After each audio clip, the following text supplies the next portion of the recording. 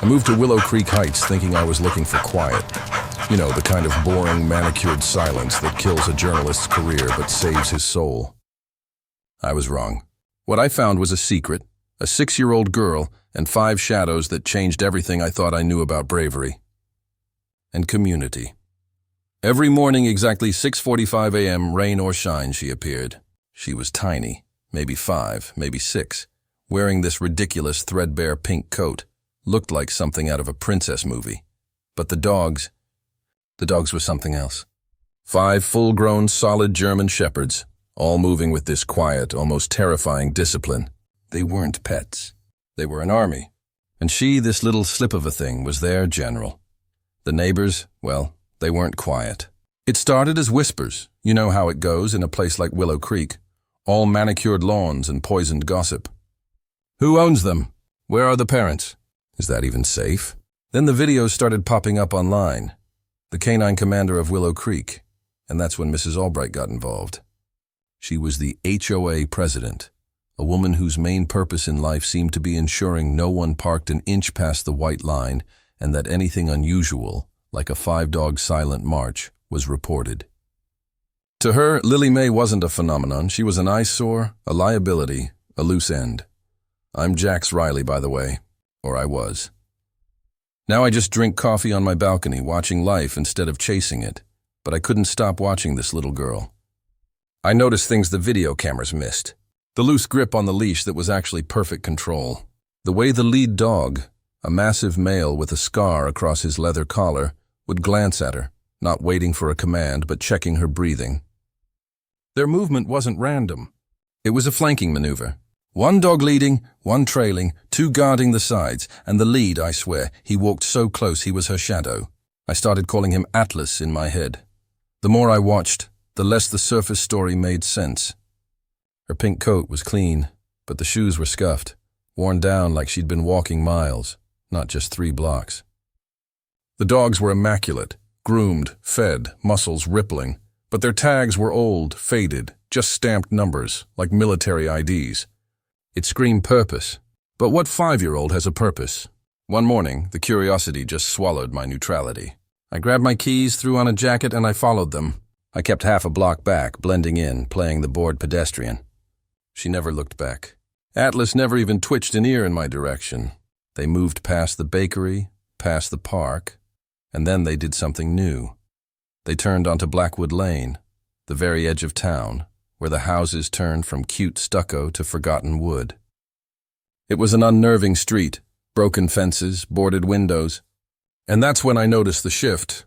The dogs tightened their formation, ears pinned back, shoulders low. It was like they were going home, but also going into a defensive state.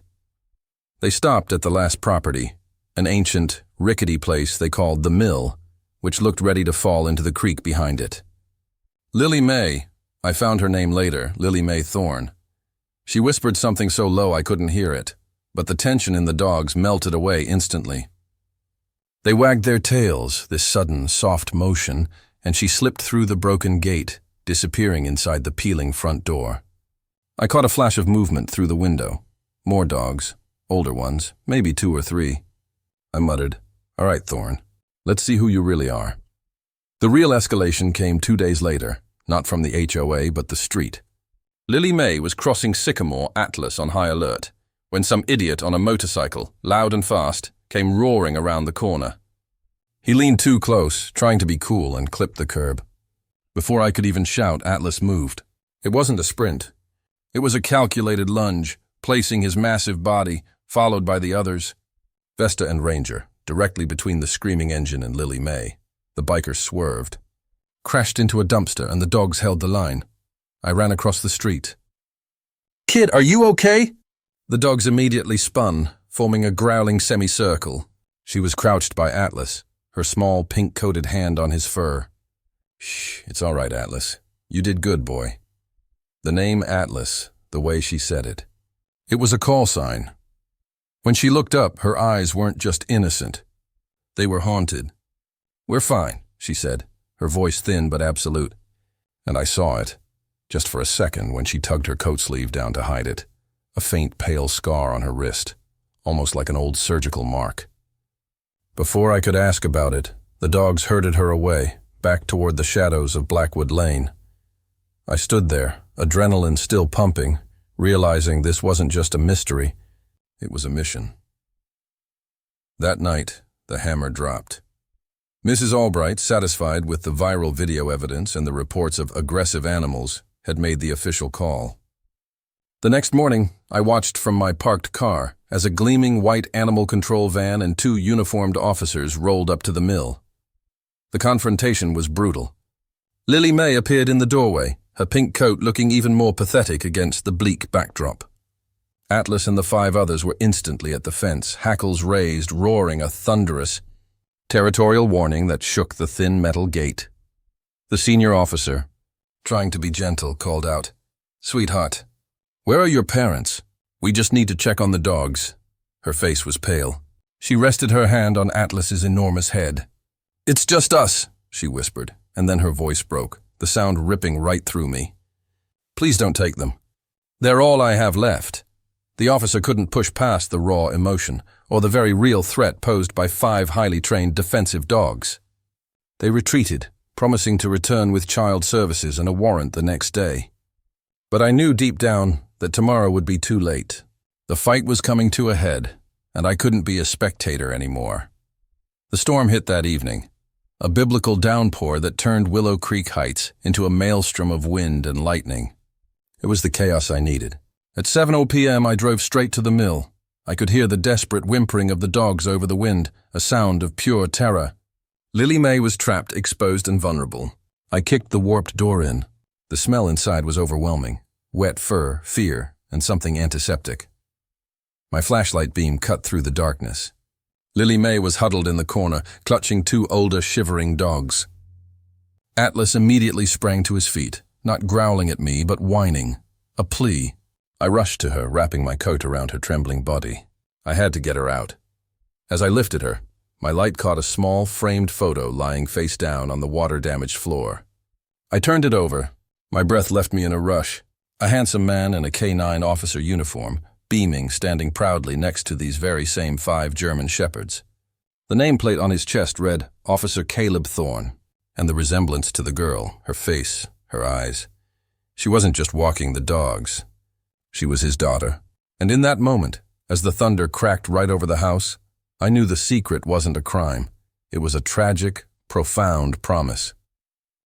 I got Lily May and the dogs out that night, smuggling them back to my boring, silent apartment complex, a place Mrs. Albright would have never expected.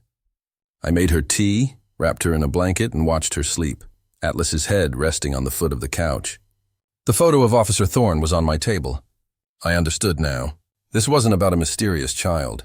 It was about a legacy too heavy for a little girl to carry. The next morning, the police and animal control returned to the mill, armed with the warrant and their tranquilizer guns. I stayed put, waiting for the inevitable call. But what happened next wasn't on the script. They hit the door, the hinges splintered, and they went in prepared for a fight, prepared for neglect. What they found silenced them. It wasn't a squalid kennel. It was a clean, organized, self-run operation. They found rows of clean cages, not for prison, but for recovery. Bandages, antiseptic, fresh water bowls, carefully prepared meals. It was a sanctuary for service dogs. Then the officers found the wall. Not of graffiti, but of honor. Framed commendations, police badges, and the newspaper clipping. K-9 Officer Caleb Thorne dies in hostage rescue. They saw the truth laid bare. Lily May had been running her father's private rescue clinic for his partners, alone in the abandoned house. But the final piece was the basement. The senior officer, Chief Miller, who knew Thorne, went down. He didn't find contraband. He found a memorial, a large wooden chest draped with the police honor guard flag and etched into the wood, for the ones who never left his side. The officers emerged, pale-faced, humbled. They left behind no summonses, no tranquilizers, just a note taped to the broken door, under the care of a temporary guardian until further notice. The story wasn't neglect. It was devotion. The story wasn't a crime. It was a revelation.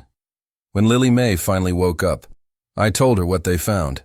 She simply nodded, tears tracking clean paths through the grime on her cheeks. She explained the promise. He told me bravery isn't about size, sweetheart. It's about heart. And I promised I'd never leave his boys behind. Atlas and the others weren't just protecting her from the world, they were protecting him. They were keeping his memory alive, one morning walk at a time, protecting his secret refuge. The walks were not exercise. They were a patrol. She was showing the world, and maybe herself, that the mission hadn't ended. The media coverage that followed was seismic. Mrs. Albright and the HOA vanished into embarrassed silence. The narrative flipped overnight from mystery and suspicion to courage and legacy. But the stress had taken its toll. It all came crashing down a few days later during a small, impromptu ceremony the police department held for her father. Lily Mae collapsed. Pure exhaustion, malnutrition, and the incredible, crushing weight of responsibility she'd been carrying. We rushed her to St. Jude's. And here's the image that will forever stick with me. Atlas. Vesta, Ranger, Ghost, and Zeus, all 5 of them, sitting motionless outside the emergency room entrance, drenched from the rain, refusing food, refusing to move. Atlas rested his muzzle against the glass door, his eyes never leaving the hallway. It wasn't the police guarding her. It was the dogs guarding their keeper. When the doctor finally came out, she didn't talk to me. She talked to the dogs. She's going to be okay. You can come in now. The silence in that hospital corridor as those 5 German shepherds, the baddest K-9 units in the state, walked with tails low to her bedside. It was absolute. Atlas gently rested his head beside her small, pale hand. Lily Mae's eyes fluttered open. Atlas, she whispered. And the dog's tail thumped once, hard, against the thin mattress. Chief Miller walked in then, a tough man who'd seen too much. He pinned Officer Thorne's Medal of Valor onto Lily Mae's blanket.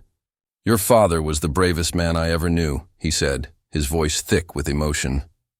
And now, Lily Mae, you have his heart. You are his promise. Days later, when she was discharged, the entire street was there. Not just the curious, but the chastened. The HOA was nowhere to be seen, replaced by neighbors holding up signs. Thank you, K-9 heroes. I leaned down to her as we walked away. You changed them, kid. You changed this whole damn town, she smiled. A real smile this time, not the haunted one. I'm going to keep helping them. Jax, the ones nobody wants anymore. So here's the question I've been wrestling with. Yes, Lily Mae's devotion was pure. The dog's loyalty absolute and the outcome a miracle. But was it right? Was it justice that a 6-year-old child had to carry that kind of crushing burden alone because the system failed her?